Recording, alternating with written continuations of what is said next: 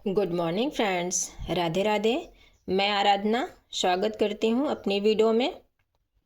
तो फ्रेंड्स, हम हिंदी साहित्य का इतिहास पढ़ रहे थे। आज ये तीसरी क्लास है जिसमें राम कुमार वर्मा तक पढ़ चुके थे। आज हम हजारी प्रसाद द्विवेदी को पढ़ेंगे।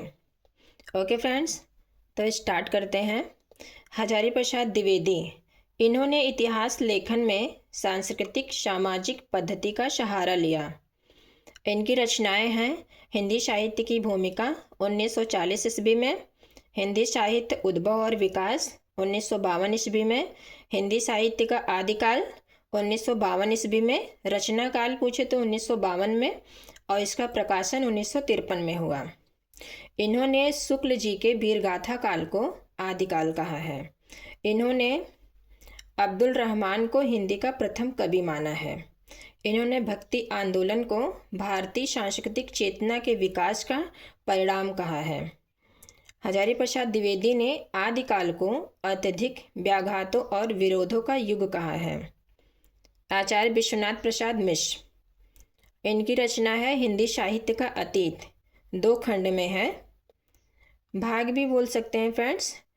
प्रथम भाग 1956 ईस्वी में है और द्वितीय भाग 1960 ईस्वी में है। डॉक्टर गणपतचंद्र गुप्त, इनकी रचना है हिंदी साहित्य का वैज्ञानिक इतिहास, 2 खंड में है। प्रथम खंड 1964 ईस्वी में है, द्वितीय खंड 1965 ईस्वी में है। इनकी पद्धति वैज्ञानिक पद्धति है। डॉक्टर नगेंद्र जो हैं ये मूल इतिहासकार नहीं है, ये संपादक हैं। इनकी रचना है हिंदी साहित्य का बृहद इतिहास, रचना काल है 1973 ईस्वी में। ये 10 खंडों में प्रकाशित है। ये 10 खंड फ्रेंड्स आगे हम देखेंगे। हिंदी साहित्य के इतिहास से संबंधित जो अन्य रचनाएं एवं उनके रचनाकार हैं हम उनको देखेंगे। हिंदी काव्य धारा राहुल सांकृत्यायन 1945 ईस्वी में, हिंदी वीर काव्य टेकम सिंह तोमर 1945 ईस्वी, हिंदी भाषा और साहित्य का इतिहास चतुर्सेन शास्त्री का है 1946 ईस्वी, हिंदी साहित्य का सुबोध इतिहास बाबू गुलाब राय 1952 ईस्वी, हिंदी साहित्य के विकास की रूपरेखा राम अवध द्विवेदी 1956 ईस्वी, इतिहास और आलोचना नामवर सिंह की है 1956 ईस्वी में।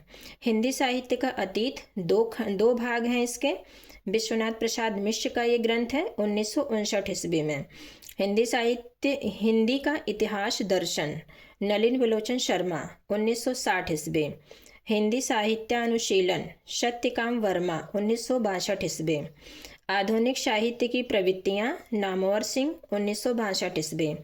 हिंदी साहित्य डॉक्टर धीरेन्द्र वर्मा का है, ब्रजेश्वर वर्मा का भी है। ये 3 खंड में है 1959 और 62 में। हिंदी काव्य की सामाजिक भूमिका शंभुनाथ सिंह 1966 ईस्वी। हिंदी साहित्य का विवेचनात्मक इतिहास राजनाथ शर्मा 1968 ईस्वी। हिंदी साहित्य का नया इतिहास रामखिलावन पांडे 1969 ईस्वी में है। हिंदी साहित्य ऐतिहासिक समीक्षा पद्मलाल पुन्नालाल बख्शी 1959 ईस्वी। हिंदी साहित्य का इतिहास सुमन राजे 1975 ईस्वी में। हिंदी साहित्य का आधा इतिहास सुमन राजे का है 2003 में। साहित्यिक इतिहास संरचना और स्वरूप सुमन राजे। साहित्य और इतिहास दृष्टि मैनेजर पांडे 1981 ईस्वी में। हिंदी साहित्य का समीक्षात्मक इतिहास वासुदेव सिंह 1982 ईस्वी। हिंदी साहित्य और संवेदना का विकास रामस्वरूप चतुर्वेदी 1968 ईस्वी। भारतीय साहित्य के इतिहास की समस्याएं रामविलास शर्मा 1987 ईस्वी में। हिंदी साहित्य का प्रवृत्ति परक इतिहास सभापति मिश्र 1996 ईस्वी में मोस्ट इम्पॉर्टेंट है। हिंदी साहित्य का दूसरा इतिहास बच्चन सिंह 1996 ईस्वी में, ये भी मोस्ट इम्पॉर्टेंट है। हिंदी साहित्य का ओझल नारी इतिहास नीरजा माधव का है 2013 ईस्वी में। हिंदी साहित्य का विवेचनात्मक इतिहास सूर्यकांत शास्त्री 1930 ईस्वी। राजस्थानी भाषा और साहित्य मोतीलाल मेनारिया का है। हिंदी भाषा और साहित्य श्याम सुंदर दास 1931 ईस्वी। हिंदी भाषा का विकास श्याम सुंदर दास का है 1934 ईस्वी में। हिंदी भाषा और उसके साहित्य का इतिहास अयोध्या सिंह उपाध्याय हरिऔध 1934 ईस्वी। मध्यकालीन खंड काव्य शियाराम तिवारी। आधुनिक हिंदी साहित्य का इतिहास कृपा शंकर शुक्ल। हिंदी साहित्य का क्रमिक इतिहास ईश्वरी प्रसाद तिवारी। ये sketch of Hindi literature Edwin Greaves का है। Edwin Greaves. Modern Hindi literature Indranath Madan. ये हिस्ट्री ऑफ हिंदी लिटरेचर ये है फ्रैंक ऑनेस्ट 1920 ईस्वी में। आगे देखेंगे फ्रेंड्स, नागरी पंचाननी सभा काशी द्वारा प्रकाशित हिंदी साहित्य का बृहद इतिहास 1953 ईस्वी में है। अगर यहाँ पूछता है फ्रेंड्स नागरी पंचाननी सभा की स्थापना कब हुई तो 1893 ईस्वी में बताना है। और यहाँ अगर पूछता है नागरी पंचाननी सभा काशी द्वारा प्रकाशित हिंदी साहित्य का बृहद इतिहास कब है तो 1953 ईस्वी में। 1953 ईस्वी में नागरी पंचाननी सभा काशी ने हिंदी साहित्य के संपूर्ण इतिहास को 18 खंडों में प्रकाशित करने की योजना बनाई थी, जिसके अब तक केवल 16 खंड प्रकाशित हो चुके हैं। तो फ्रेंड्स आगे हम 16 खंड देखेंगे। हमने ट्रिक बनाया है राधिकप देना भागीरथ विशुन को। राधिकप देना भागीरथ विशुन को। पहला भाग है रस राजबली पांडे हिंदी साहित्य की पीठिका 1957 ईस्वी में। दूसरा भाग है डॉक्टर धीरेन्द्र वर्मा एवं बाबूराम सक्सेना हिंदी भाषा का विकास 1965 ईस्वी में। तीसरा भाग है पंडित करुणापत त्रिपाठी भोला शंकर व्यास डॉक्टर वासुदेव सिंह हिंदी साहित्य का उदय और विकास आदिकाल। भाग 4 है परशुराम चतुर्वेदी भक्ति काल निर्गुण भक्ति। भाग 5 देवेंद्र नाथ शर्मा एंड विजेंद्र स्नातक दीनदयाल गुप्त भक्ति काल सगुण भक्ति। भाग 6 है डॉक्टर नगेंद्र रीतिकाल रीतिबद्ध। डॉक्टर नगेंद्र किसको माने हैं रीतिकाल को रीतिबद्ध 1958 ईस्वी में। भाग 7 में डॉक्टर भगीरथ मिश्र हैं रीतिकाल रीतिमुक्त 1972 ईस्वी में। भाग 8 विनय मोहन शर्मा हिंदी साहित्य का अभ्युत्थान भारतेंदुकाल 1972 ईस्वी में। भाग 9 सुधाकर पांडे हिंदी साहित्य का परिष्कार द्विवेदी काल 1977 ईस्वी। भाग 10 डॉक्टर नगेंद्र रामेश्वर शुक्ल अंचल शिव प्रसाद मिश्र रुद्र हिंदी साहित्य का उत्कर्ष छायावाद काव्य 1971 ईस्वी। आगे फ्रेंड्स ये दूसरी ट्रिक है। हमने 10 भाग तक देख चुका है 10 खंड तक। आगे देखेंगे 11 से। इसमें दूसरी ट्रिक है शनि लक्ष्मी का हक नगेंद्र किस ने मारा। शनि लक्ष्मी का हक नगेंद्र किस ने मारा। स से सवित्री सिन्हा डॉक्टर दशरथ ओझा लक्ष्मी नारायण लाल हिंदी साहित्य का उत्कर्ष छायावाद नाटक 1972 ईस्वी में। न से निर्मल जैन अमृतलाल नागर कल्याणमल लोढ़ा। भाग 12 में है हिंदी साहित्य का उत्कर्ष कथा साहित्य 1984 ईस्वी। भाग 13 ल से है लक्ष्मी नारायण सुधांशु हिंदी साहित्य का समालोचना निबंध एवं पत्रकारिता 1965 ईस्वी। हक भाग 14 हरिवंश लाल शर्मा और कैलाश चंद भाटिया हिंदी साहित्य का अद्यतन काल 1970 ईस्वी। भाग 15 में डॉक्टर नगेंद्र हैं आंतर भारतीय साहित्य 1979 ईस्वी। भाग 16 में डॉक्टर कृष्णदेव उपाध्याय और राहुल सांकृत्यायन है हिंदी का लोक साहित्य 1960 ईस्वी में है। यहाँ से फ्रेंड्स एक क्वेश्चन जरूर पूछता है, इसको आप लोग याद कर लेना है। ओके फ्रेंड्स, आगे काल विभाजन देखेंगे।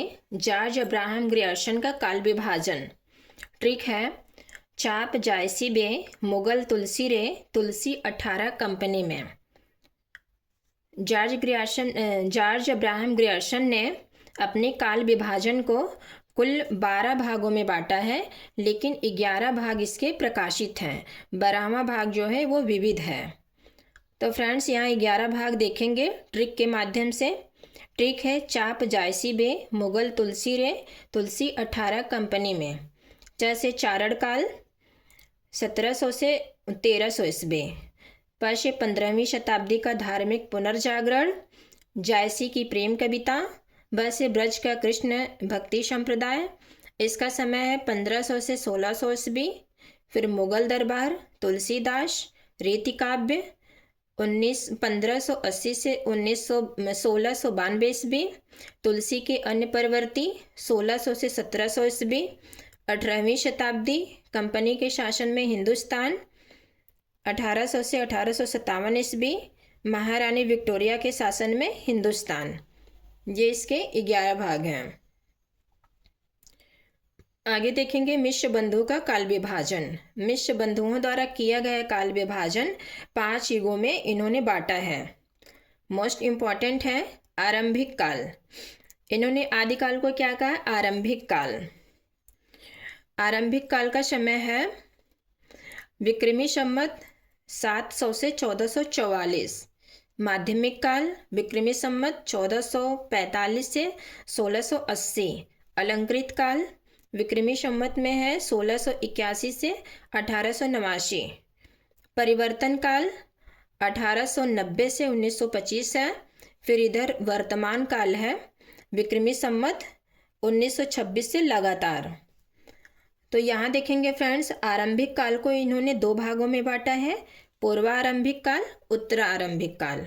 तो पूर्वारंभिक काल का समय है 700 से 1343। उत्तरारंभिक काल 1344 से 1444।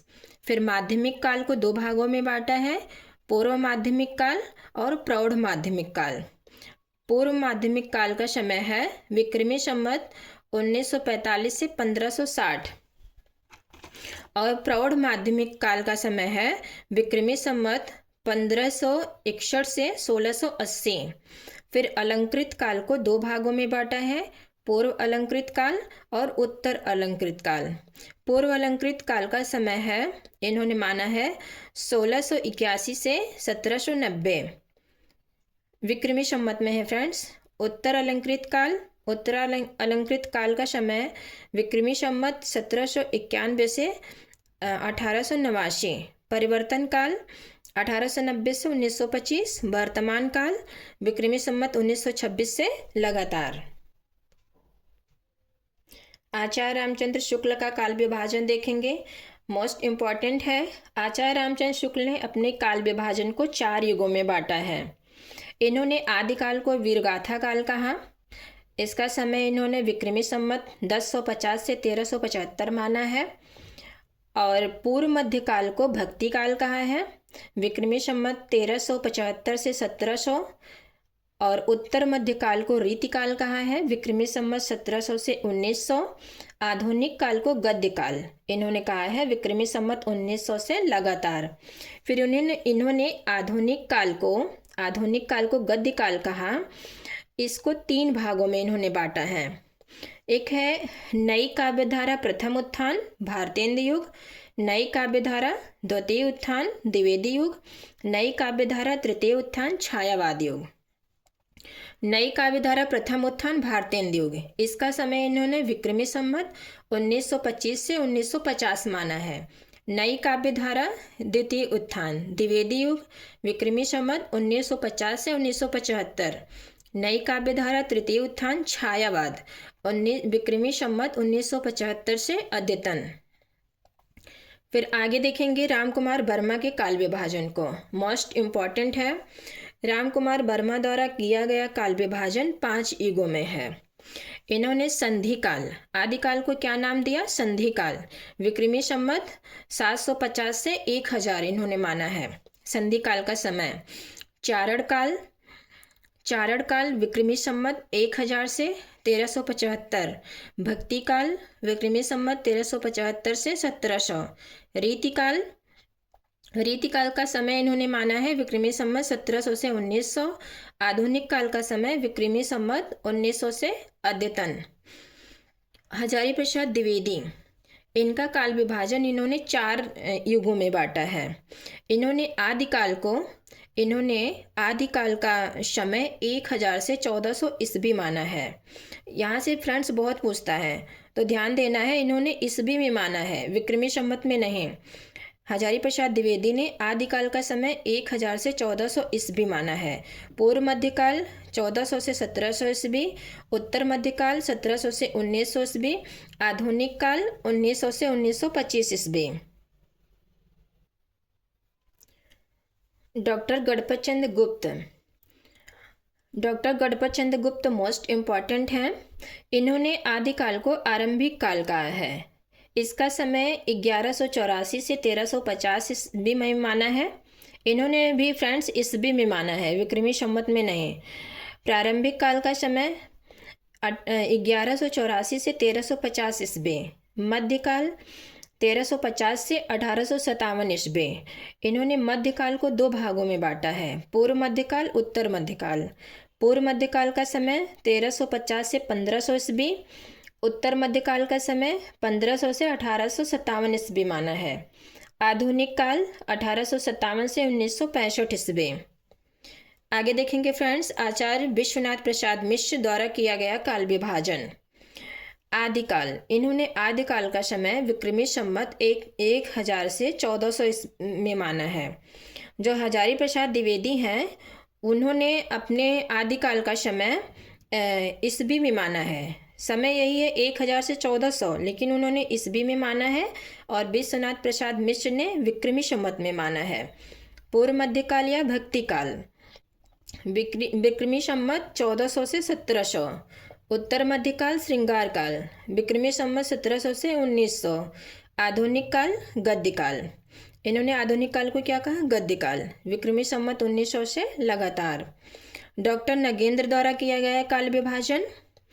डॉक्टर नगेंद्र ने आदिकाल का समय 7वीं सदी मध्य से 14वीं सदी मध्य माना है।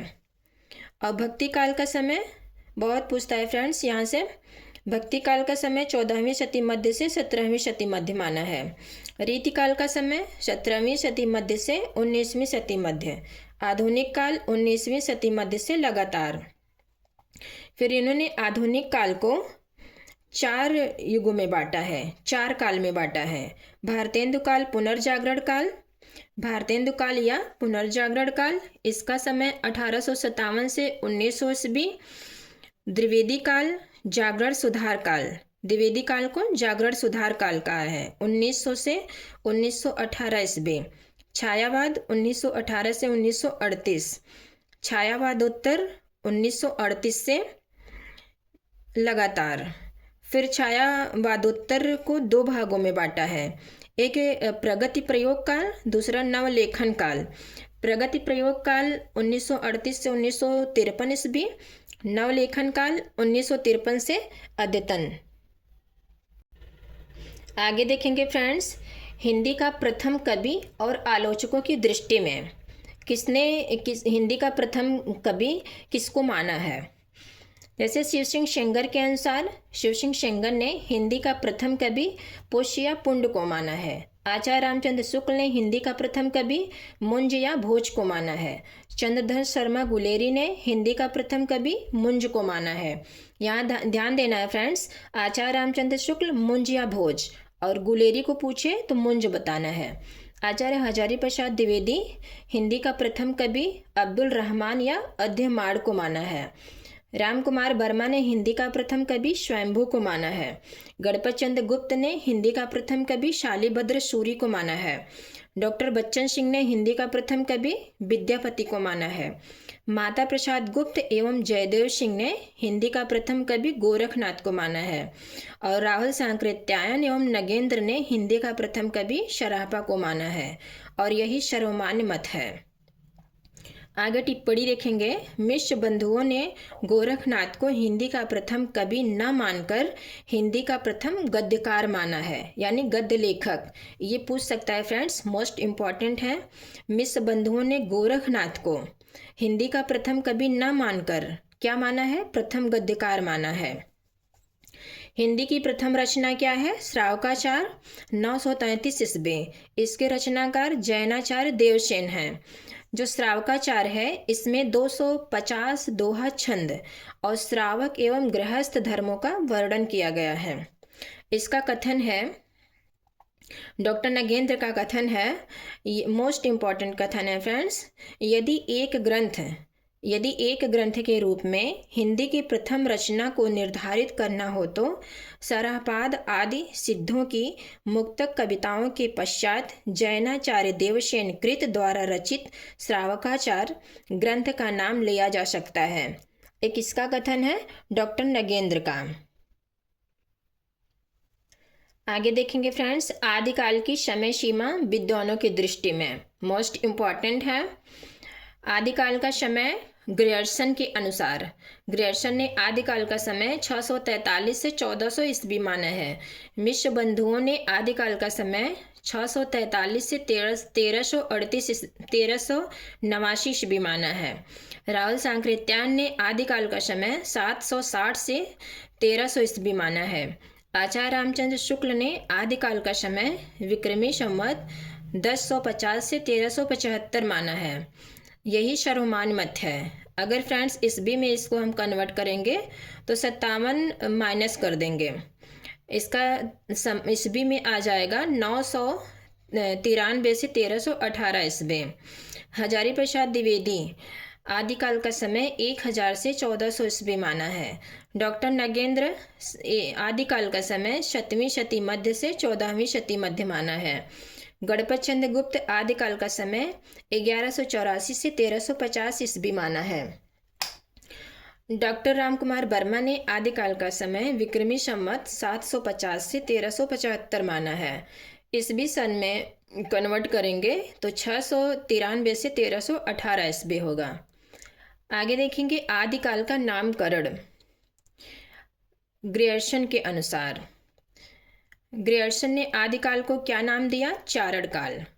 ग्रियर्सन आदिकाल को चारण काल कहा है। मिश्र बंधु ने आदिकाल को आरंभिक काल कहा है।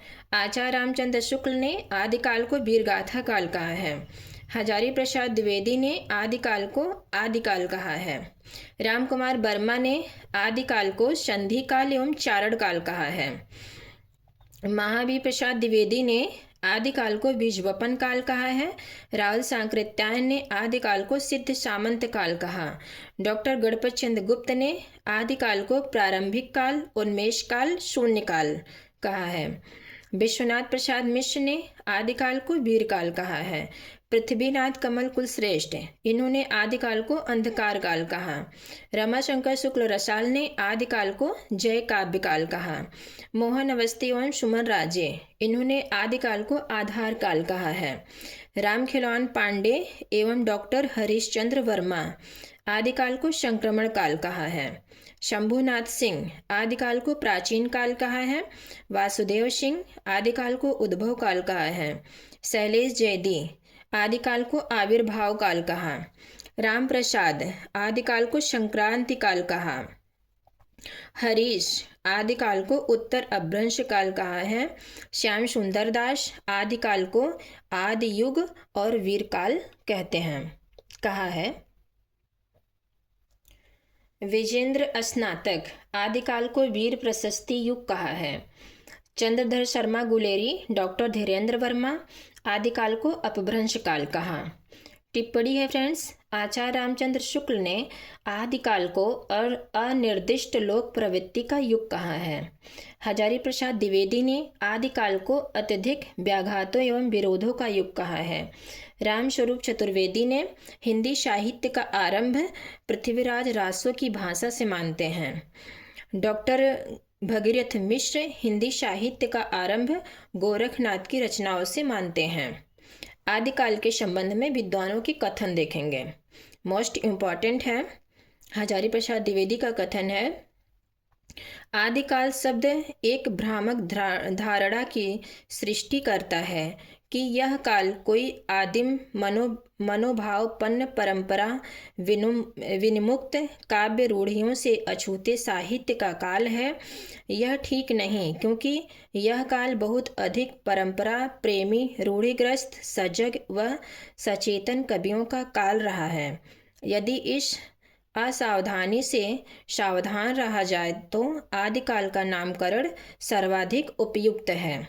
किसका कथन है? हजारी प्रसाद द्विवेदी का।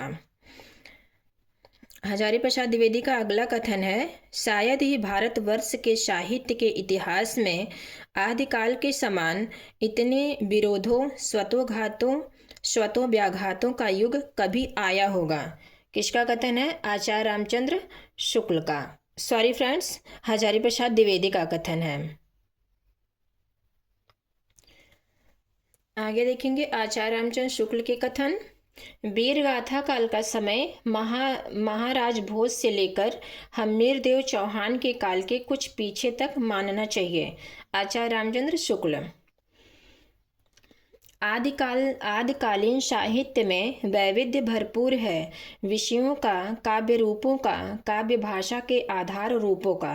रामस्वरूप चतुर्वेदी। मोस्ट इम्पॉर्टेंट कथन है, आदिकालीन कवि धार्मिकता और ऐहिकता, वीर और श्रृंगार, ईश्वर और मनुष्यत्व के द्वंद्वों का समाहार करने में संलग्न देता है। रामस्वरूप चतुर्वेदी।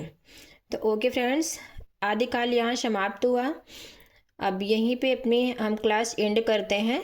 हम कल पढ़ेंगे सिद्ध साहित्य। अगली क्लास में सिद्ध साहित्य को देखेंगे। ओके फ्रेंड्स, मेरी वीडियो कैसी लगी आप लोग कमेंट के माध्यम से ज़रूर बताना। राधे राधे।